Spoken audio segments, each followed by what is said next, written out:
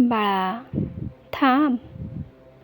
पुढची काही मिनिटे फक्त शांतपणे माझे शब्द ऐक. हा व्हिडिओ योगायोगाने तुझ्यासमोर आलेला नाही.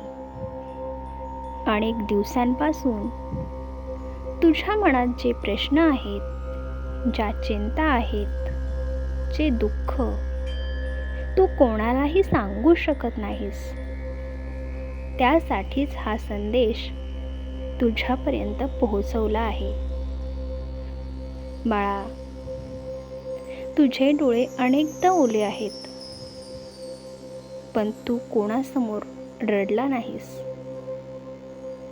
तू मनातल्या मनात म्हणालास, देवा, माझं कधी ऐकणार? आज मी तुला एवढंच सांगतो, मी तुझे प्रत्येक अश्रू पाहिले आहेत. तुझ्या मनातील प्रत्येक वेदनाही मला माहिती आहे. गुरुपौर्णिमा जवळ आली आहे. गुरुपौर्णिमा जवळ आली की अनेकांच्या आयुष्यात नवीन आशेचे किरण सुरू होतात. पण त्यासाठी श्रद्धा, विश्वास आणि चांगले कर्म यांची साथ सुद्धा आवश्यक असते. जर तुझा हा विश्वास अजूनही जिवंत असेल, तर समज की तुझ्या आयुष्यातील अंधार कायमचा राहणार नाही. बाळा, तू अनेकदा स्वतःला एकटा समजतोस. तुला वाटतं की सगळे तुला आता विसरलेत. पण लक्षात ठेव, जो आपल्या गुरूंचं स्मरण करतो तो कधीच एकटा नसतो. गुरूंचा आशीर्वाद दिसत नाही, पण तो प्रत्येक संकटात तुझं रक्षण करत असतो. मी तुला आज एक विनंती करतो. या गुरुपौर्णिमेच्या आधी तुझ्या मनातील जो राग, मत्सर, द्वेष आणि अहंकार बाजूला ठेव. कोणाचा द्वेष करू नकोस. कोणाचा द्वेष करून तुला शांती मिळणार नाही. क्षमा कर, प्रेम कर आणि गुरूंच्या चरणी तुझं सर्व मन अर्पण कर. बाळा, तुला वाटत असेल की तुझं नशीब तुझ्या विरोधात आहे,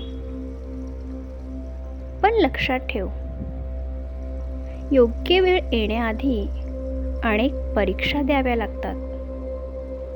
प्रत्येक परीक्षा तुला अधिक मजबूत बनवते. त्यामुळे संकटांना घाबरू नकोस. या गुरुपौर्णिमेला शक्य असेल तर सकाळी लवकर उठ.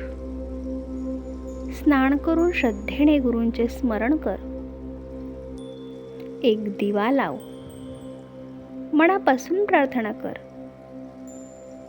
श्री स्वामी समर्थांचा जप कर.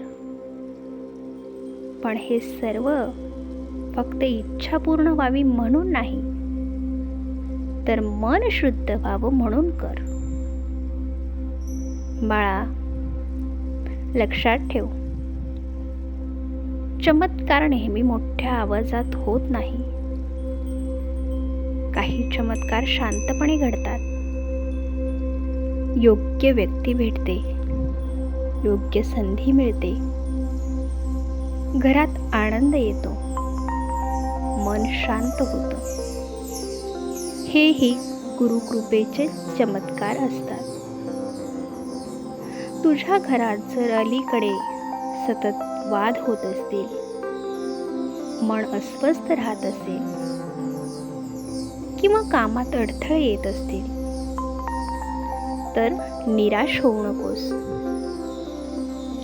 श्रद्धा आणि चांगले कर्म यांची साथ ठेव.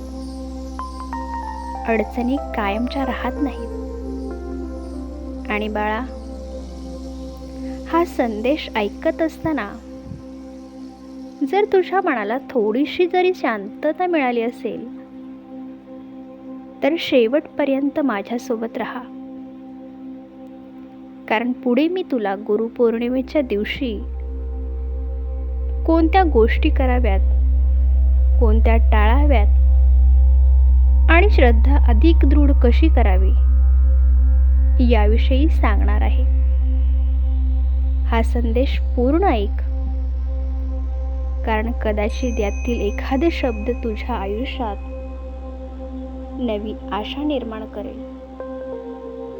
भिवू नकोस, श्रद्धा ठेव, चांगले कर्म करा.